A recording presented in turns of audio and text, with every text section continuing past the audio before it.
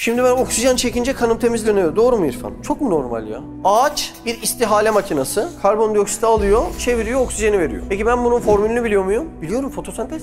Peki ben bunun formülünü biliyorum diye neden böyle olduğunu da anlamış mı oluyorum? Yani bir şey bir şeyden önce gelince o onu tetikliyor, sebebi o mu oluyor? Neden ağaç bu işi yapıyor? Neden yani? Tam nasıl yaptığını anladık. Yani ben bunun formülünü çıkardığım anda zannediyoruz ki İrfan, tamam ya bu formülü belli zaten bu yüzden oluyor diyoruz ve şaşırmamızı yitiriyoruz. Biz bu şaşırmamızı yitirirsek kainattaki bu düzenin mucize içerisinde oluştuğunu da biz anlayamayacağız. Bir papağanı oluşturan bütün maddeleri, protein, amino asit, karbonhidrat, yağlar, aklınıza ne geliyorsa bunların hepsini şurada biriktirdiğimi düşünün. İstediğiniz laboratuvar ortamını, istediğiniz teknolojiyi, istediğiniz ne lazımsa hepsini size sağladığımı ve oluşturduğumu düşünün. Buraya onları sağladığımda o papağanın oluşmamasının sebebi ne? Yani sen o papağanın nelerden oluştuğunu söylediğinde ve o maddeleri getirdiğinde o papağan oluşmuyor. Ama sen o papağan bu yüzden oluştu, zaten bir spermden oluştu, yumurtadan oluştu, mitoz bölünme oldu falan bunları söylediğinde mi o papağan oluşuyor? Yumurtadan papağan çıkıyor, biz buna şaşkınlığımızı yitiriyoruz.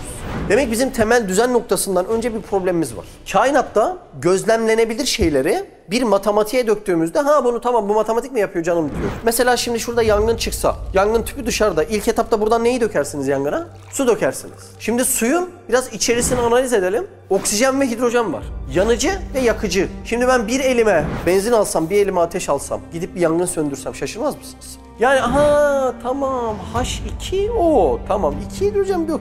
Şimdi sen bunu söylediğinde bunların birleşmesinin neden suyu oluşturacağını anlamış mı oldun? Bunlar birleşince neden su oluşturuyor? Onu da söyle. Niye birleşti? Şimdi normal değil, anladın mı? Benim kirpiğim gözüme çok yakın. Ama kirpiğimdeki işleri yapan atomlarla gözümdeki işleri yapan atomlar neden birbirine sınırlarına tecavüz etmiyorlar? Senin buradaki hücrelerin tırnağını neden uzatıyor abi? Abi şurada proteinler ters bağlanırsa kreatin oluşur ve tırnak uzar. Tamam neden? Benim vücudum uyuduğu anda metabolizmayı kısar ama vücudum oksijen almaya devam eder. Neden? Şuurum kapalıyken neden? Bak nasılını da demiyorum. Neden oksijen almaya devam ediyorum? Neden? Çünkü şuuruma kalsa ben kesin unuturum bunu. Bir yerde giderim. Doğru mu? Yani bu işleri formülize ettiğinde nedenini açıklamış oluyor musun? Biz bu düzenleri görünce şöyle zannediyoruz. Ya karbonun formülü belli yani. Karbonun formülü yapıyor bunu. Allah Allah. Karbonun formülü bunu yapabilir mi ya? Formül o ya.